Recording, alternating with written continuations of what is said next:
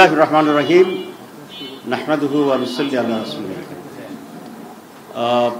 শ্রদ্ধেয় জাতীয় নেতৃবৃন্দ এবং সম্মানিত সাংবাদিক বন্ধুরা, আসসালামু আলাইকুম ওয়া রাহমাতুল্লাহি ওয়া বারাকাতুহু। আজকে সারাদিনেই আপনারা ব্যস্ত আছেন, আমরাও ব্যস্ত আছি। বিভিন্ন বিষয়ে প্রতিক্রিয়া আমরা দিচ্ছি, বৈঠক হচ্ছে। আজকে এইখানে আমরা দুইটা বৈঠক করেছি একটু আগে। একটা হচ্ছে জামাত ইসলামীর কেন্দ্রীয় নির্বাহী পরিষদ ঢাকায় অবস্থানরত যারা আছেন তাদের নিয়ে আমরা বলেছিলাম, এবং এরপরে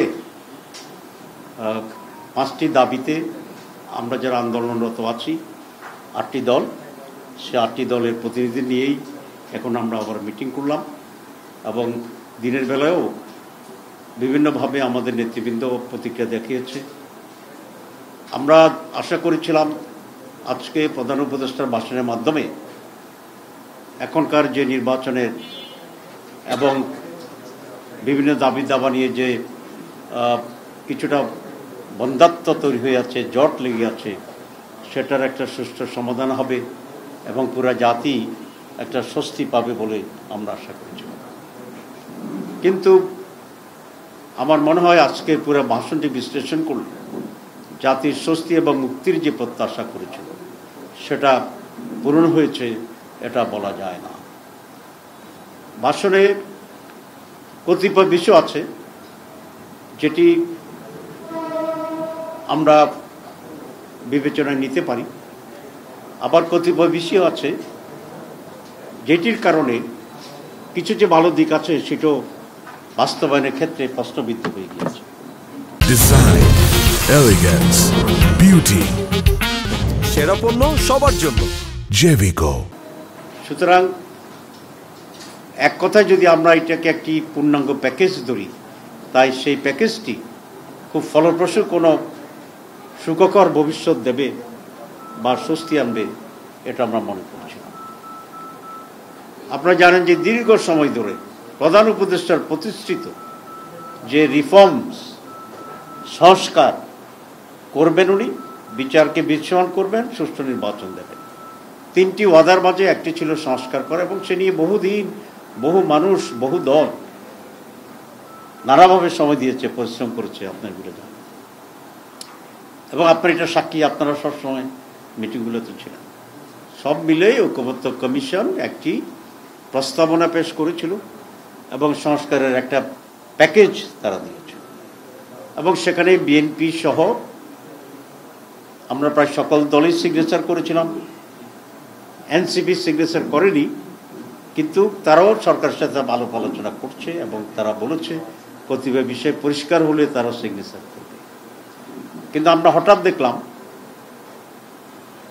বিএনপির পক্ষ থেকে সংস্কার ইস্যুতে নানামুখী কথা বলা শুরু করেছিল, অথচ তারা পুরো প্রক্রিয়াতেই খুবই সক্রিয় ছিলেন।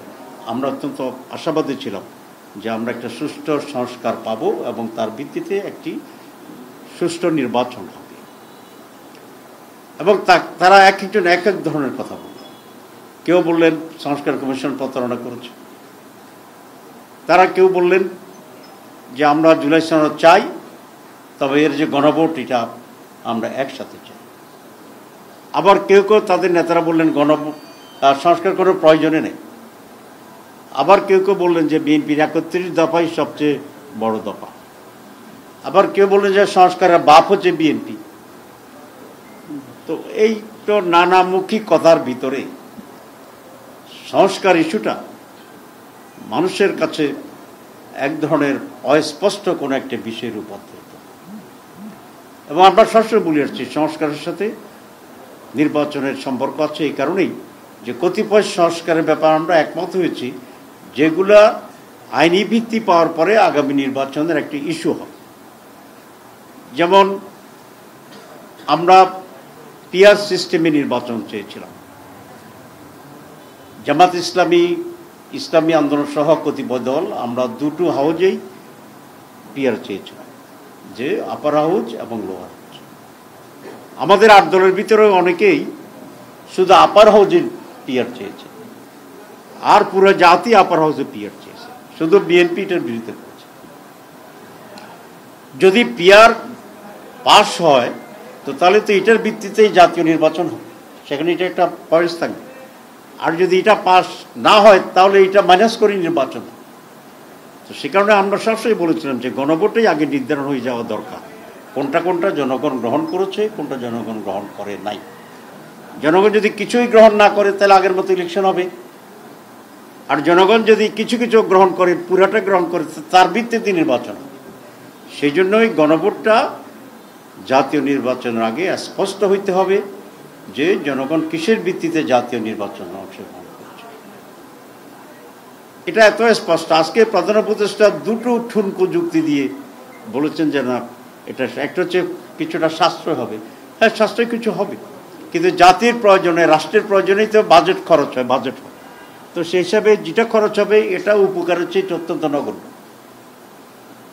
আর দুই, জাতীয় নির্বাচনে যদি একসাথে গণভোট হয়, তাই গণভোটে যেগুলো মানুষ হা করবে সেগুলো বাস্তবায়নের তো জটিলতা তৈরি হবে, যেগুলোর উপর ইলেকশন হবে। আমি এক জায়গায় বলেছিলাম যে কনসিভ করার আগে সন্তানের নাম রাখা এটা কখনোই বুদ্ধিমানের কাজ না। তিনেরই কেস আমরা আজকে বিশ্বের সাথে দেখলাম যে প্রধান উপদেষ্টা সনদ জারি করেছেন, এটা আমি মনে করি উনি সঠিক করেছেন। এটা আরও আগে করা দরকার ছিল, জমা দেওয়ার সাথে সাথে করলে আরও সময় ক্ষেপণ কম হতো। তারপর উনি করেছেন, সেই জন্য ওনাকে আমরা সনদ জারির জন্য ধন্যবাদ জানাই।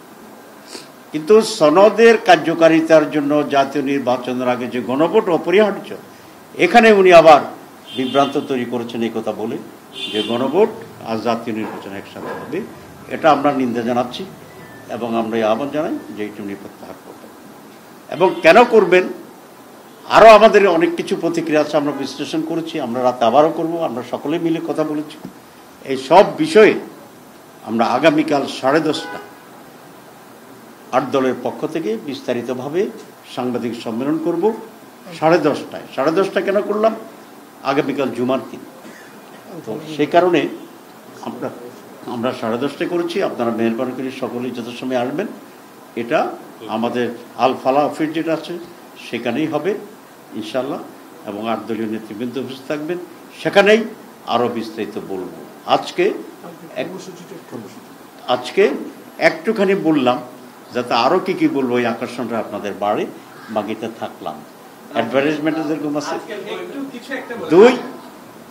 দুই, আগামীকালকে আমাদের আগের আন্দোলনে একটা কর্মসূচি ছিল, সেই কর্মসূচিটা ঢাকায় যেহেতু নতুন পরিস্থিতিতে আমরা সংবাদ সম্মেলন করছি, ঢাকার কর্মসূচিটা সাংবাদিক সম্মেলনের মাধ্যমেই এটা পুনঃস্থাপন হবে।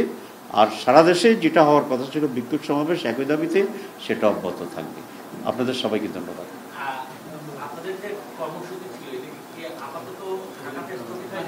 না, আমরা সারা দেশে কর্মসূচি অব্যাহত থাকবে। আর ঢাকায় যেহেতু কালকে নতুন করে পরিস্থিতিতে আমরা একটা প্রেস কনফারেন্স করেছি, প্রেস কনফারেন্সের মাধ্যমে আমাদের ঢাকার প্রোগ্রামটা রিপ্লেস হবে আগামীকাল, মানে ঢাকায় তার হচ্ছে না, সারা দেশে চলমান কর্মসূচি তো ঠিক আছে।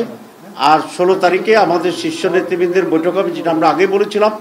সেই শীর্ষ নেতৃবৃন্দের বৈঠকে পরবর্তী কর্মসূচি এবং পরিস্থিতি বিশ্লেষণ করে একটা সিদ্ধান্ত গ্রহণ করা হবে। ধন্যবাদ। আগের যেভাবে ঘোষণা ছিল 8 দলের পক্ষে সেভাবেই। জি, থ্যাংক ইউ।